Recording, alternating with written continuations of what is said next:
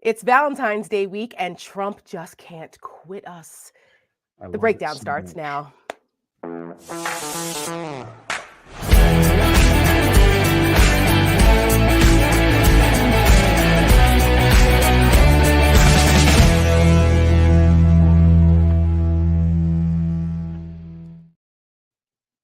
Good evening. I'm Tara Setmayer. This is the Rick Wilson, and we are back for our weekly edition of The Breakdown. Another insane news week. Just today, there was like a bunch of shit that went on. We can't keep up. It's like it's nuts. Just when you thought like, okay, maybe there's a lull. No, it never Remember happened. 6 months ago when Yeah. the special counsel released their Biden report? Right, right. It feels like what do we always say? A week is an eternity in politics. Yep. And every week that is proven true, particularly in the era of Trump, because it's just always something insane and more insane happening one after the other. So we're going to talk about some of those things tonight because a couple things have happened since the last time we were all together. We have an impeached DHS secretary. We've got the Dems winning the Santos seat back in New York. We've got Trump threatening our NATO allies and telling Russia to do whatever the hell it wants. That's great. Trump's back in court. We've got Fani Willis on the stand. Didn't go so great. Haley striking back. I mean, there's a lot. There's a lot. Trump attacked Lincoln Project And Trump threatening the again. Lincoln Project. Threatened us. Just, a couple things. We got an FBI informant being charged with lying in the Hunter Biden case. I mean, where should we start, Rick? Where should we start? I think Listen. start. Let's just start with Donnie because he just can't quit us. Okay, sure. Because this isn't the first or the second or even the 10th time he's tweeted or commented about the Lincoln Project in the last few years. But as always, we get in Trump's head. And, there are people in the political process, Tara, who have never understood the value of what we do in that particular. That's only one thing that we do, folks. We're a big iceberg. Like you see the viral ads up above the waterline. There's all kinds of clever and crafty and wicked stuff going on below the waterline to screw with Trump. But the stuff that gets in his head and where he stays up at 2 a.m, like a ball of like Adderall, suet, Jello quivering with rage. An unhinged manic lunatic. Absolutely unflipping hinged. Those are moments that really remind you, like what we do. We think is, it's a hard job. We think it's an important thing for us to do. It's not the easiest job in the world. But when you see how you can get to Trump and see how you can push his buttons and make him unstable in a presidential campaign, it pays off. And it does. And it really is. And I think what got him on this one was that we had flipped an issue that he thought he owned completely. And he does not like being called Don Coyote. No. And he does not like being told the truth about the fact that he's the one who's causing the immigration crisis that he wants to run on. Yes, and we're not talking about like Wile E. Coyote. We're talking not Yippee-ki-yay Coyote. No, we're talking about coyotes like the people who human traffic and smuggle illegal immigrants across the border, and drug smugglers. And these people are obviously a problem. This is a border security issue, and the Republicans have owned this issue for years. They've used it. They have. I mean, every time there's an election, it's right? Centerpiece. It's a huge centerpiece of a lot of their political arguments because they don't have anything else. So they're not interested in actually solving the problem. We've said this before, and I've said it repeatedly. I worked on the immigration issue and border security when I worked at Capitol Hill for many years. I'm very familiar with what works and what doesn't. And I can tell you that the way this issue has been politicized, it's unfair to everyone. It's unfair to the people trying to come here. It's unfair, risking their lives to come here for a better life. I get it. It's unfair to the Border Patrol agents, the brave men and women who put their lives on the line every day to deal with this problem. It's unfair to business owners and communities that have to pay for this. And it's unfair all the way around. But Republicans do not want to fix it because they like to use it as a cudgel. It is a wedge issue. Right. And, the crime and this and terrorists and blah, blah, blah, because they had a chance to fix it last week with a bipartisan deal that was hammered out in the Senate. The Republicans in the House said dead on arrival. Why? Because Donald Trump told them, no, you're not doing this because I need to run on the issue not being fixed. Blame me. So Lincoln Project said, okay, we will blame you. We will. And we put out this ad. This is what drove Trump crazy because, of course, we ran it down at Can't help it. Mar-a-Lago on Monday. It was running before that, but we specifically targeted Mar-a-Lago where we knew he'd be up eating cheeseburgers at night watching Fox News. And this is the ad that caused him to threaten us. And we will do the dramatic reading after the ad. Yes, you'll get the dramatic reading. Joe Biden is ready to protect America's southern border, crack down on illegal crossings, set tough but fair new standards, build up Border Patrol, adding thousands of new agents, stop the flow of fentanyl, child sex traffickers, and even terrorists. There's only one problem. Donald Trump. Donald Trump has ordered Republicans to block the toughest immigration bill in decades. For all their tough talk, their solution is to do nothing because Donald Trump needs chaos to win. He'd rather weaponize this issue than actually solve it. If he wins, he'll do nothing. Just like last time. His wall, a joke. Donald Trump doesn't care if your family's safety or the lives of law enforcement officers are in the balance. He's on the side of the cartels, coyotes, and child traffickers. There's only one candidate who will do something about our border, and it was never Donald Trump.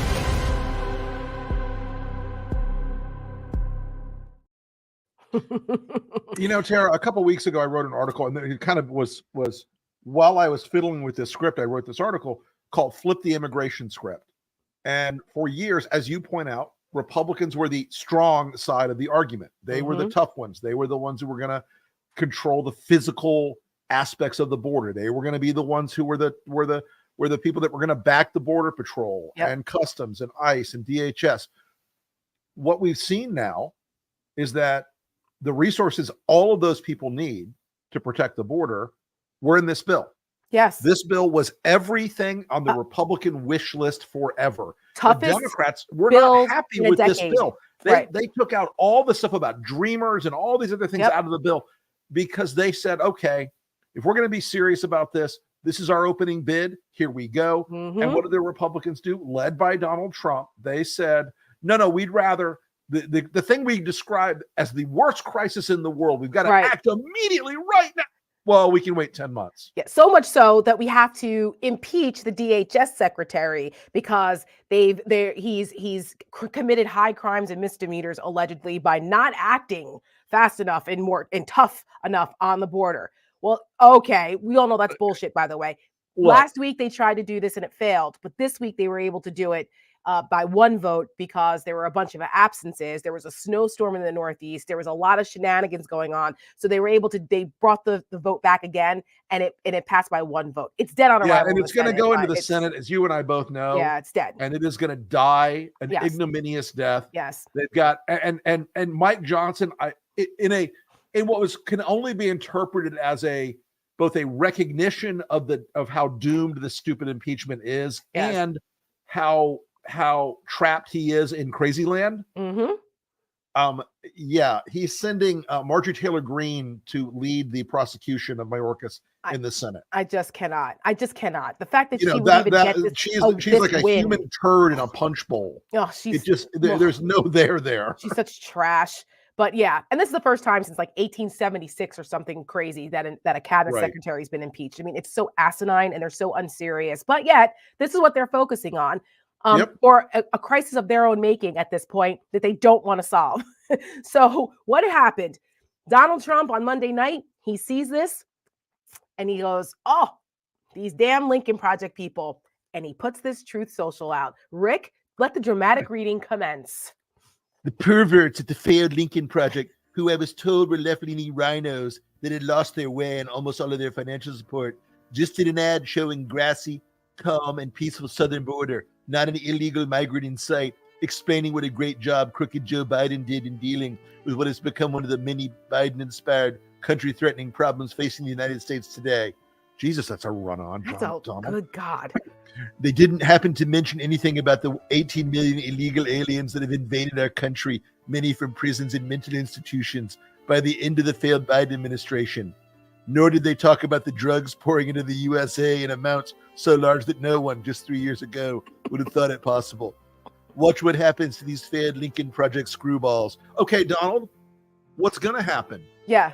Of course, I made a video the next day that got as much traffic on on my response to Donald as he got on this thing. It was he posted great on his dollar store social media platform. It was great. You were like in the airport on your way out I to was, go I do was stuff. at a thing in DC, Yeah. and I saw the news breaking, and I was like, well, I just think I'll say a word or two. You said about more than a thing word or two, Mr. Wilson, and it was glorious. I'm here for it. But yeah, Trump now is graduated to threatening us.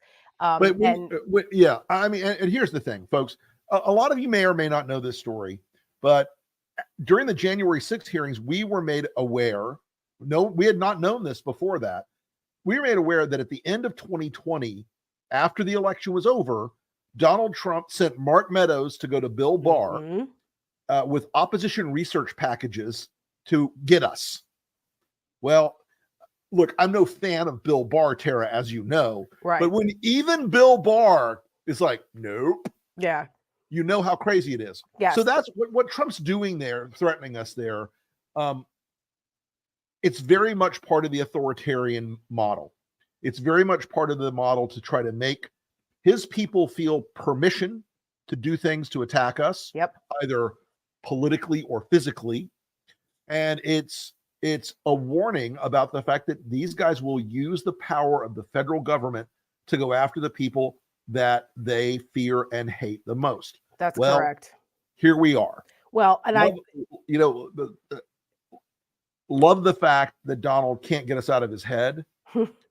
Don't love the fact as much that they're going to turn the power of the federal government on us if he wins. I think that's a point that is lost on a lot of people still, because it gets caught up in all of the other drama and like everything concerning Trump, that I don't know that the American people fully appreciate what Trump is telling us he's going to do. And not only Trump, but his surrogates and his minions and his D-list group of crazies that are authoritarian wannabes here that like the idea that they're going to pull levers and control and have retribution against their enemies. You know, all these like losers in high school that couldn't get a date that now are like, oh, wait till I'm in, when Stephen Miller is DHS. When I go to Wilson's house, I'll bring my waifu pillow so she can be proud of me. Yeah, it's just these people are really scary. And I just don't know that the Biden campaign or Democrats have yet to really make this case, but we are narrative setting this every single time that we have the opportunity to show people what Donald Trump is actually saying, because it's the media instead they fixate on, Biden stuttering. Meanwhile, Trump is out here telling us that he's going to use the powers of the federal government to go after his enemies. Like that's the whole reason why he wants to be president again. Right. I am your retribution. What the hell do people think that means? I mean, like he means it. So do you want to stop it? Yeah, we can stop it. How do we stop it? It's up to me and you, the voters. And we put out a video to remind folks of Trump, his dictator aspirations, and who it's up to stop him. Check it out. He's above the law. He's too powerful. Nothing can stop him. The courts and the media have given up. We're too divided to beat him. We will never give up. We will never concede. It doesn't happen. You don't concede when there's theft involved. That's the same story from every country that slipped into dictatorship. But that's not America. There is a powerful force that can stop Trump. Democracy is who we are. It's you. It's your vote and your voice. This is one of those defining moments in American history. Each of those who vote will be remembered. So let's love good. Let's get back to work. This year, it's America or Trump. And America is counting on you.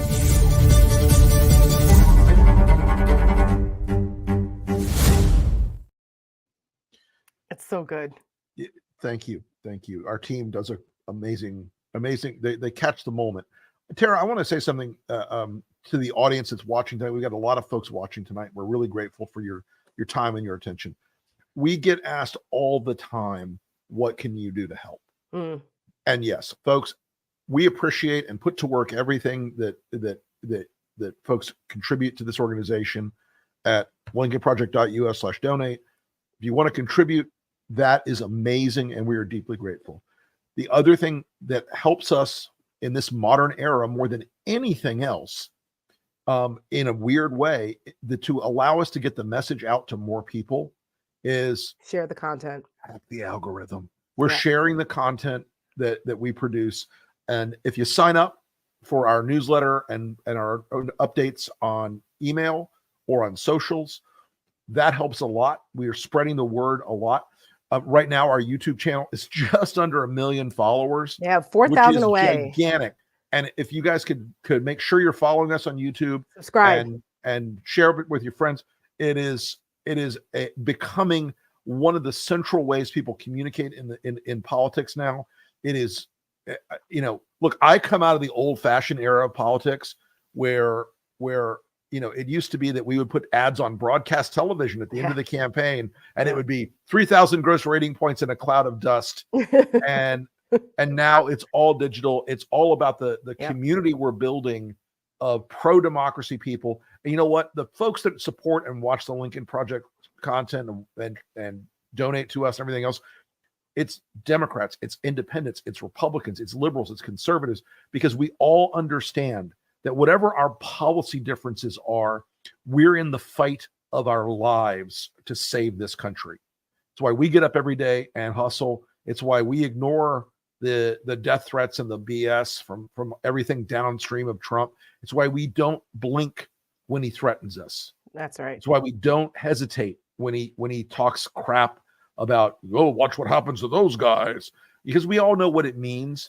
But I tell people this all the time. You're going to have to drag me out of this fight feet first. We're either going to win or you're going to drag me out feet first. And I got to tell you, weeks like this actually make this fight feel much more winnable than a lot of people think it is, Tara. Yeah, I mean, absolutely. that race in New York this week, yes. I mean, you and I, we were talking about it before, but that was an impressive, when the headlines are like, Suozzi squeaks by. 8 points is not squeaking by. No, and as a matter of fact, that's a Biden district, and Biden won that district by 8 points. So that's a good sign that people, when they pay attention and they realize what the binary choice is, because it was against Tom Suozzi, was the congressman before. He left that seat to go and run for governor for a second time and obviously lost. And then freaking Santos swooped in there. And we saw what happened there. And then Republicans thought, oh, okay, we're getting these suburban New York districts back. And then they ran this other crazy woman, and she lost by 8 points. That is not close in politics, people. It's not. So, and she couldn't have been more MAGA, and yet Trump still threw her under the bus. He did. Oh, well, of course he did, because she's a loser. So, and guess who else endorsed her? The kiss of the spider woman, Elise Stefanik. She freaking again another one. There you go. Look at that. Oh, Elise. Her track record is what, like 0-25 with these MAGA people? Oh my God. She's terrible.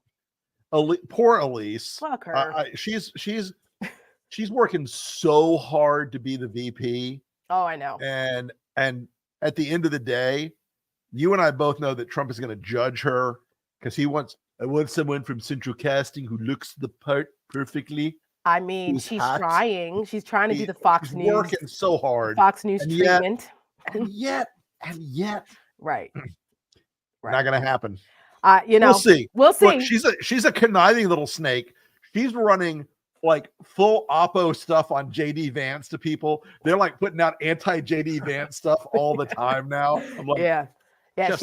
She's no really dummy. Subtle Elise. Yeah, she's no dummy. And I don't know. She might have to try to, it might be a girl fight between her and Kristi Noem and Kellyanne Conway and Marjorie and Nancy Mace. Yeah, she's got Nancy Mace on her heels. So, all these women selling their souls for Trump.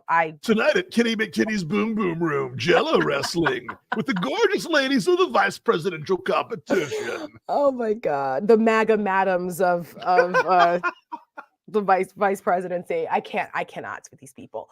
But speaking of that, so that was the same night, by the way, that the stupid idiots in the Congress, the Republicans, impeached Mayorkas. So, Right. while they're acting like ass clowns, Democrats are winning elections. So there's that. So there is reason to be hopeful, people. There is. Um, Something else, somebody who wants to be hopeful, bless her heart, is Nikki Haley. Nikki is still in this fight. She's now all of a sudden she's found some courage and she's attacking Donald Trump directly. Why? Well, because now Trump has gone directly after her husband. Nikki Haley's husband, for those who don't know, is a National Guardsman, and he is deployed in Africa right now, serving his country. And we all know how Donald Trump feels about members of the military because he himself was too much of a coward to serve, Mr. Captain Bone Spurs. So he's been attacking the victor of the Battle of the Disco at Turtle Bay, 1974. Correct. The master of the conqueror of the venereal diseases, conquester of the venereal diseases. There we go. Because didn't he say it was his own personal conquest not to get a venereal disease? He's got the distinguished service medal for multiple treatments of drug-resistant STDs or whatever it is. I mean, anyway, the fact that he compared himself, that he said that it was his personal Vietnam. Yes. In the same period of time, he was saying that John McCain wasn't a war hero. Correct. I will never forget that. What the fuck is that about? That should have been it for him. I mean, there were so many moments where that should have been it for him in the 2016 campaign. But when he did that, I was like, there's no way Republicans are all about the flag and military and, honor and all this, allegedly. No, that all went out the window. I cannot, but I wonder if it had been somebody else, not John McCain, who, despite him being a war hero and an honorable guy serving our country and POW and surviving all of that, he was not well liked by the grassroots. He was considered a squish. No, they did not care for him at all. They didn't care for him. And so that negative partisanship about him being a rhino was overpowered the sense of patriotism and duty and honor for him as a recognizing that as a senator and a hero. So that's why Trump was able to get away with it with McCain. I don't know if he would have been able to get away with it if it had been a MAGA guy, what people would have considered a MAGA guy if he had gone after them, because the grassroots wouldn't have put up with it. Perhaps, possibly, I don't know, but that's my theory. Anyway, he went after Nikki Haley's husband. It's like a lot of counterfactuals in that. That's true. I mean, who knows? We don't know, but what made it easier for the grassroots and the base to accept Trump going after McCain was because he wasn't well liked by them. He was considered a rhino, which not excusing it, but explaining it. So he goes after Haley's husband. Where's Haley's husband? Like trying to imply that he left her or she can't keep a man or some bullshit. And meanwhile, he's honorably serving his country overseas. So that has pissed her off. And she went after him and she's been calling him names a little bit more. Things that we've all been saying for years now, but all of a sudden she's realizing this. Okay, good luck with that. But she's still losing by 32 points, I believe, by the latest poll coming out of South Carolina. 32 points. The primary's on the 24th. None of this surprises anybody who listens to the Lincoln Project, because, folks, we have told you, and the shit I got in November of 21, I remember when I said Donald Trump will be the Republican nominee in 2024. Oh, how dare you, sir? You said it on Bill Maher. I did. And these people just will not listen to reason, and yet here we are. And listen, I know everyone is rooting for Haley to give Trump the business and make him weak, and fine, we don't care if she let her do that, let her annoy him so he makes mistakes and we can highlight that, fine. But we are under no illusion that she is going to overtake Donald Trump and become the Republican nominee. It's not happening. And I guarantee you that despite all of this, she will endorse him when she drops out of the race.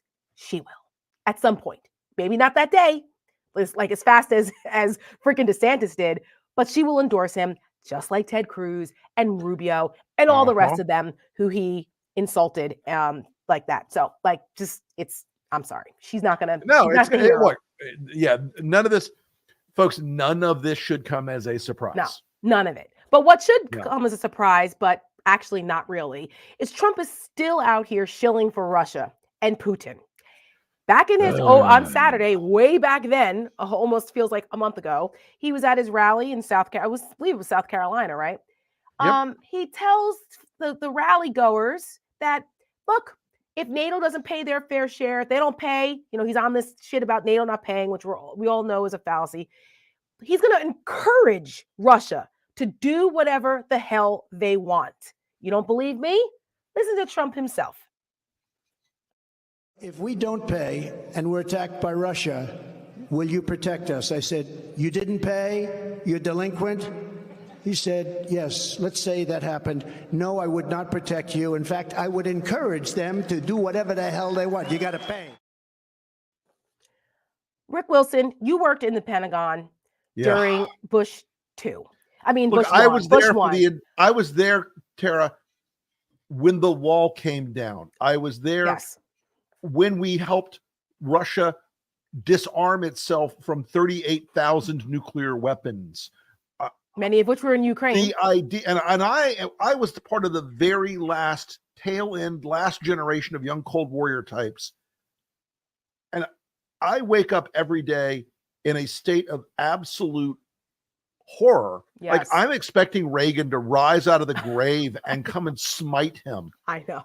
The other day, and say so what you lucky. will about John Bolton, the other day was on my podcast, and the two of us, we come from this Republican national security world, and God bless Bolton at this point, at least, he is not pulling a single punch about how dangerous Trump's alliance with Putin is for America's security. Too bad nobody listens to him on the Republican side anymore. But yes, no.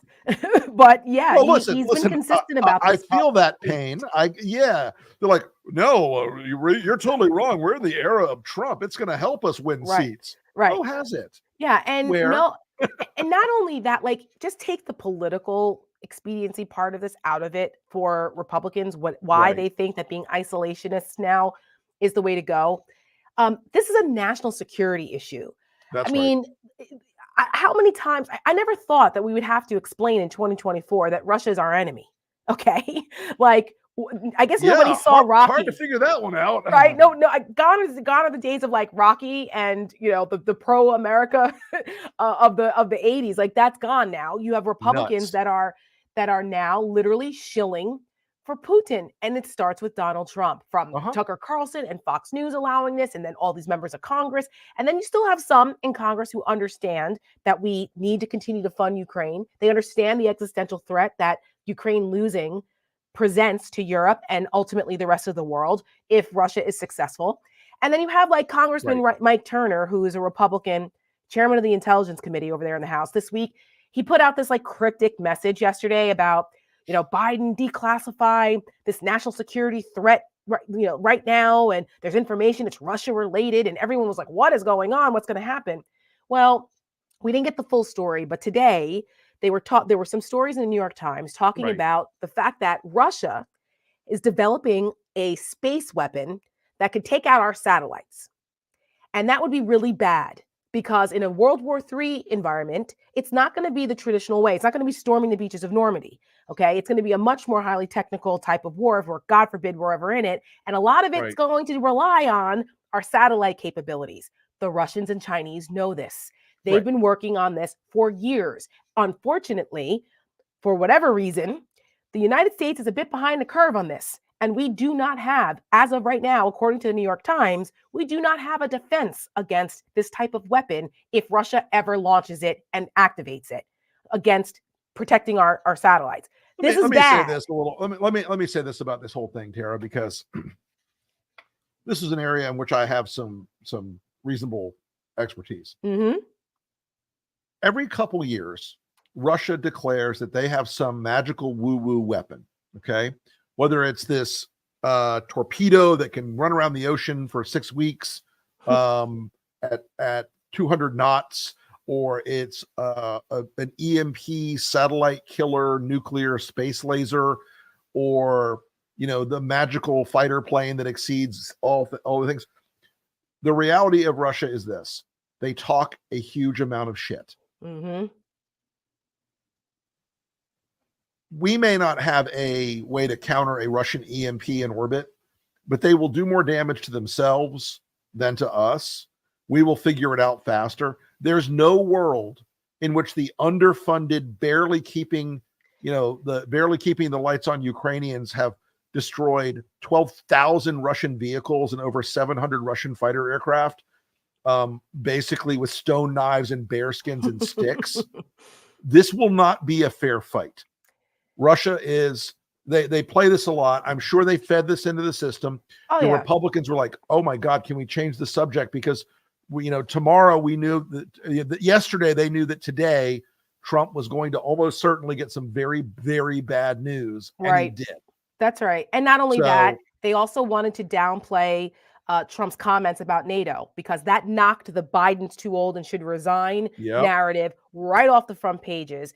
And everybody, thank God, in the mainstream media was like, holy shit, this is not okay. What are we talking about here? Right. And that was a multiple day story because it happened on Saturday, multiple day story. And then you have this, because when I saw it yesterday, I was skeptical of the timing. Because I said, and I even said, because my mom was like, I got this breaking news. What is this national security threat? Blah, blah, blah. I said, no. I said, listen, you have to take this with a grain of salt, where it came from, the timing of this. If we were literally in like an imminent national security threat, President Biden wouldn't be posting love messages to Dr. Jill Biden on Valentine's Day. There Right. would be a He would have been completely in the different Situation posture. Room last night. Correct. So So- to your point about the Russians, that is true. They are paper tigers with a lot of things. My actual concern is really more about China because of what they've been doing and Russia and China working together. Sure. That threat still exists really, and people I think have underestimated it because Russia's kind of been in the forefront, but China is also a huge problem. They're a lot more technically advanced than Russia is because they basically have been spending all of the money we've been sending them through our commerce since permanent normal trade relations in 2000 to build up their military against us. And asymmetrical warfare is their specialty. So from both angles, the fact that we don't have this protection yet, maybe we do, but we need to get on it. So I would We need just to get on. advise people not to panic because yeah, it's not going to happen tomorrow. It's not going to happen listen, tomorrow. and obviously, as I said yesterday, if this is a true program and we assess it as a threat, then we need to build the Ruth Bader Ginsburg Space Laser Station Right. to both protect us from Russia and trigger the MAGAs. Well, the good news is that that yesterday the Defense Department actually did launch a test satellite thing. They're in development of this type Listen, of defense system, let me say this, Tara. they use a SpaceX rocket to do it. So because Elon Musk runs SpaceX, this is where the whole Elon Musk thing complicates things too, because we're reliant on Elon Musk and SpaceX to launch our stuff up there. So it's all complicated, but at least the Pentagon is working on it. They're working on it. They have a couple of different things I they're do working on up there. encourage I do encourage the Biden administration to occasionally play a little more hardball with Elon, who depends on federal subsidies to exist in all It's a these give things. and take. It's a give and Right. take. But I will say this, we had back in the day, well before all this other stuff, we tested a thing in the 80s, 86 or 85, somewhere in there, called the ASM 135. It was strapped to the bottom of an F-16 or F-15.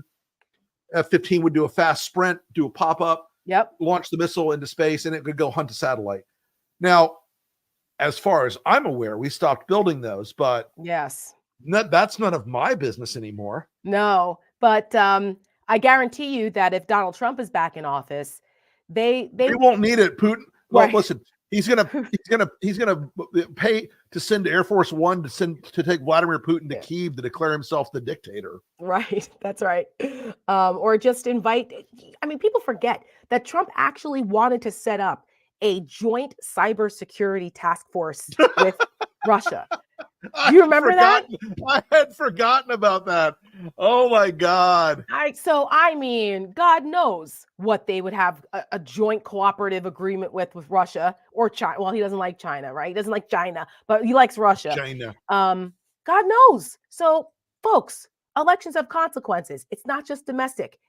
Trump actually would have more power in the foreign policy space because the president has more unilateral powers there than he does even domestic policy. Correct. People forget this. So it matters.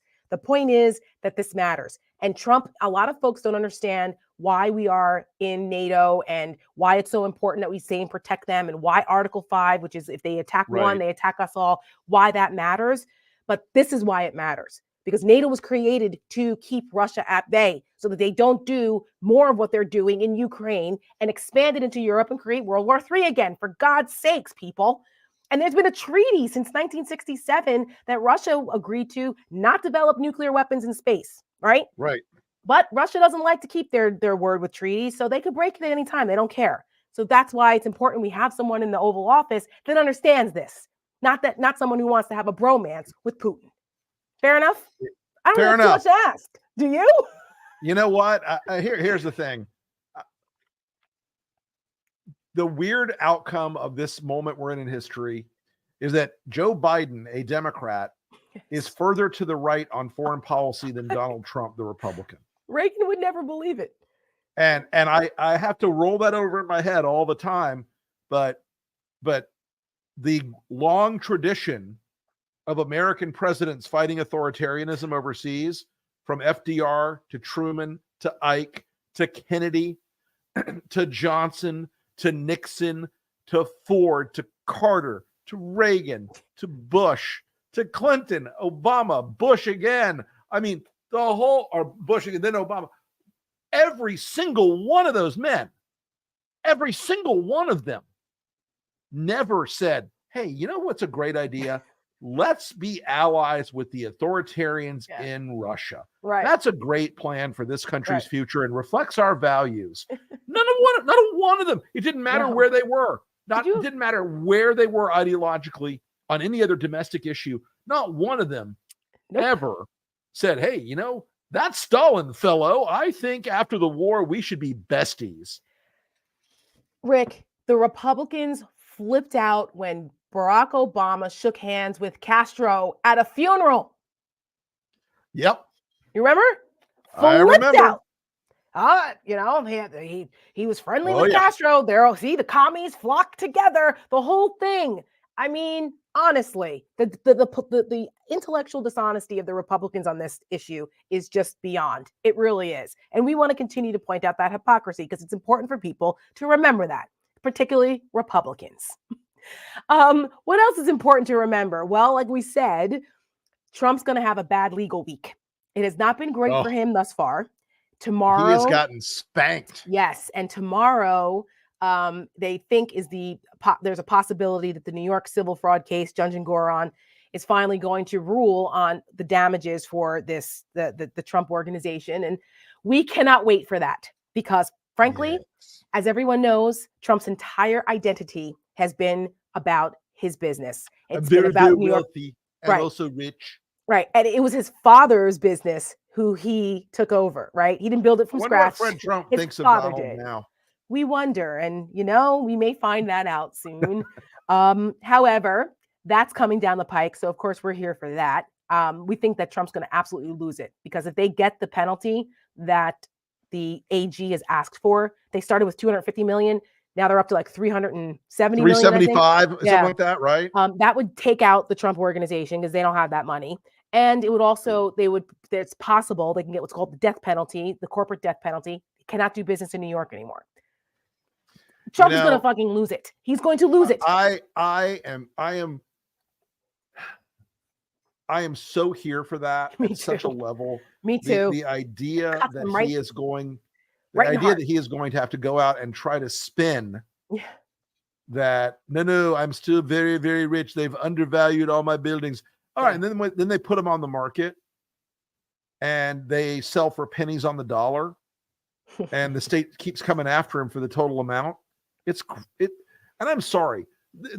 Like today we saw in the Stormy Daniels case, it's going to trial, folks. Yes, the Stormy. Remember it's that going to case? trial. It's back, people. The Alvin Bragg Stormy Daniels case. It's back. And And I they got will- to tell but you, wait, hold it on. was Let me just it was explain real today was a fast. great day for our friend Michael Cohen, who got Yes. to basically say, "Oh, fuck me. Well, I happen to bring some receipts." Yes. I'm glad to see it for Michael because he's Yeah. actually instrumental not only in the Stormy Daniels case but also in the fraud case too. That's right. So he saw the light and he's been helpful. And the Alvin Bragg case is back now because they've been kind of waiting for what's happening with the Jack Smith case in DC because they wanted to let the federal cases go first just as a prosecutorial kind of courtesy, and given that it's a federal case, it's bigger. But now that that's been delayed, the January 6th case that's based here in DC, not the documents case, but the January 6th case, the fake electors case, because of the immunity thing, and that's got to be ruled on and all of that. So Judge Chutkin has moved the trial date off the calendar for March 4th. And she hasn't put it back on yet because they're waiting on whether the Supreme Court's going to review this. So whatever. Bottom line is that's on pause. So Alvin Bragg said, okay, then we're going to move forward because these kinds of cases in New York happen a lot faster. So we're looking at, did they set the date? Did they set a date today? I don't know if they set a date or not. I believe it's the 21st of March. Okay, then they set a date. So 21st of March. I think that's it. I'm not. Yeah. We're going to see the Alvin Bragg, Stormy Daniels payoff case go to a criminal court. Trump hates this. He doesn't like it. And he's also going to flip out over that too. So there's that. Meanwhile, there were 2 hearings today. You had that going on in New York. And okay. then you had, our fantastic commenters on the chat. Yeah. Tell me it's March 25th. Thank you, 25th. everybody. I like 20 people said so. Vera, Daniel, Laura Folsom, thank you so much. Good. You know what? Y'all make us smarter. Thank you. We appreciate that. So the 25th, because I was watching the Georgia hearing today that was happening at the same time because people probably know that the DA down there, Fani Willis, is in a bit of a kerfuffle because she had a romantic relationship with one of the special prosecutors she brought on to help prosecute this RICO case against Trump and his people in the election electoral vote thing. Yeah. And so this has not been a good look. I didn't think it went great for her. They are asking her questions that are really outside of what really matters here to embarrass her. Whether she gets thrown off the case or not, that's up to a judge, but it just doesn't look good. The optics are bad. And I kind of feel like, sister girl, you gotta be smarter than this. I'm sorry. There's no piece of man that's worth this. Like, no. They should always realize everybody who goes after Trump in the legal system should realize the minute your name pops up as a judge or as a prosecutor or as a juror, the gigantic Eye of Sauron opposition research machine of the Republican Party is going to go after you and find everything else that happened in your life. She may get fully exonerated, but it's not going to matter because it's opened the door for the they will always say, she crooked, blah, blah, blah. That's right. Fair or not. So this was an unforced error, but it's still going on. And, she was pretty combative. I get it, prying into her personal life, but it was an unforced error on her part. So whether there's actual real consequences for this or not for her, we'll soon find out. The judge will rule on this. But if she gets thrown off the case, that's it. It's not the Georgia case is done. They could assign a special prosecutor and a whole thing, but they could also bury it could be the end of it. So that's, not a good look. But on the other side of things, other things for Trump are looking terrible for him. And we're hearing that. It's like we said from the beginning. None of these legal cases is going to knock Trump out or put him in jail before the election. But the distractions and the misery of these cases is, it is a karmic gift to watch this guy who has abused the legal system for so many years and screwed so many small vendors and contractors by abusing the legal system against them. It is a gift to watch him just squirm. I wish they would trot out more of those people. I wish the Biden campaign and the Democrats would go find the people who lost their livelihoods because Donald Trump screwed them over by not paying them, because pile on the fact that he is actually a terrible businessman and a fraud and a crook, because now the legal system is showing us the proof of it. So pile on. I hope they do that, but they probably won't, but they should. Well, look, the only piece of good news Donald Trump got this week was that he's going to have a full hostile takeover of the RNC. Oh God. And I predicted this. You did. I predicted this. I'm going to post the clip. I was on with Chris Jansing last week, and I said, oh, okay, this whole thing with the RNC, they're going to throw out Ronna, and they're going to put in the election denier guy from North Carolina and make Lara And Trump Laura Trump. his co-chair. Did I not say this? I'm going to pull the called it. clip. And guess Called what? it. Guess what's going to happen? Yep. And here's the thing, folks. You know, we've got the second episode of Dune coming out soon. And the can't wait, phrase by the in way. Dune is the spice must flow. Yes, In the Trump world, it's the grift must flow. indeed. If you don't think Laura's there to funnel money into the Trump family crime enterprise, of course. I have a bridge in Brooklyn to sell you. Oh my God, it's going to be a mess. And of course, we are going to point it out as it's going on. And the idea that Lara Trump is going to be the co-chair of the RNC is just really, I think, the exclamation point on the death of the Again, RNC. This I is would the not RNC put- that Lee Atwater and like Titans. I mean, he was a fucker, but he was a titan Well, of Republican my old politics. boss. Well, But- I mean, but he was very good at what he did. Okay. Listen, And- Laura Trump is not qualified No. to run the roller meat machine at a 7-Eleven on the night shift. Okay. She's not qualified to do anything of the sort of No. running a national political organization. No, she's not. But maybe she's got a career in pop music. I don't know. Have you heard her say? I heard. I actually couldn't hear her because dogs in the tri-state area were howling so loudly. Oh my God! So she could be co-chair and entertainment at the convention. Her and Kimberly Guilfoyle could do like a Oh God, I can't. Let me stop. All I right. love Kimberly Guilfoyle and V. Oh my God. The series, not the movie. The series, not the movie. Yes. Does she like mice? I don't know.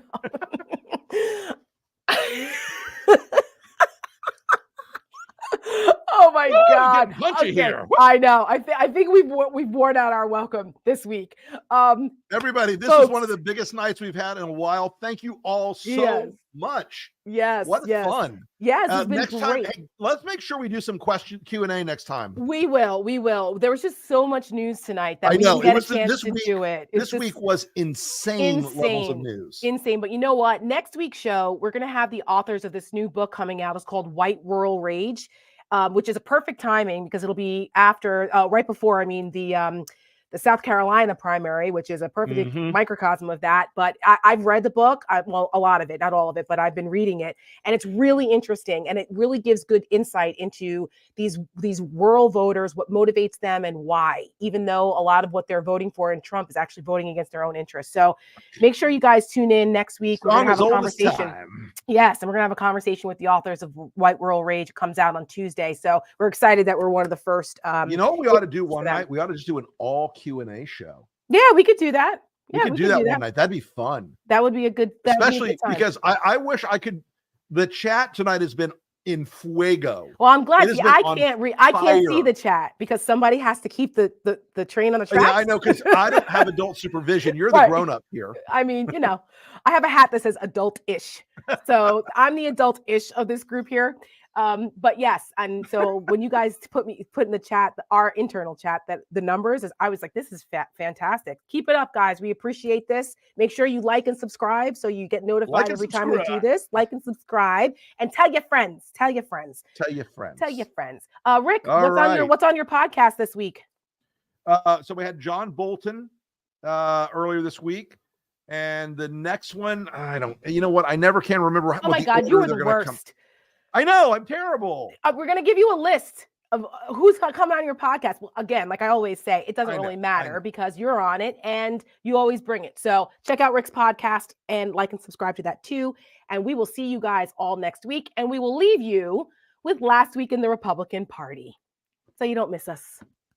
See you next week.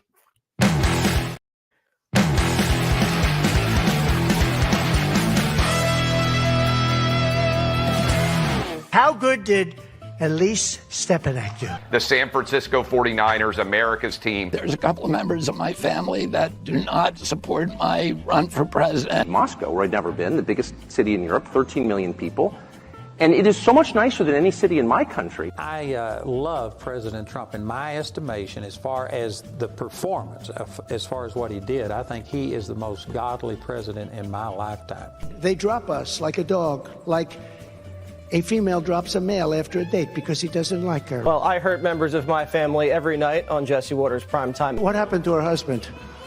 What happened to her husband? Waiting for the fish to bite, or waiting for the wind to fly a kite, or waiting around for Friday night, or waiting perhaps for their Uncle Jake, or a pot to boil, or a better break, or a string of pearls, or a pair of pants. It doesn't mean I have a homosexual crush on them. I'm just saying I appreciate their acting skills. Very strong heterosexual credentials. You want that guy that he's got his finger on the button. Not that he would push it, but that he's just kind of got a little crazy in there. But I think Barack Obama has a lot to do with running the country right now. Donald Trump is a lot of things. A liar is not one of them. What? Someone called Ice Spice, who was hanging out with leftist icon Taylor Swift, quickly says that President Trump is saying you will be energy dominant very soon. Are you still a Marxist? Working harder than an ugly stripper. Most of these people aren't homeless simply because they have no money and they have no home. Affluent white liberals, female liberals. Affluent white female liberals, awfuls. And it's so fitting. I was one of those none of ever aboves. I was one of them. The backing of CIA, of course. The organization you wanted to join back in the day, as I understand. We should thank God they didn't let you in.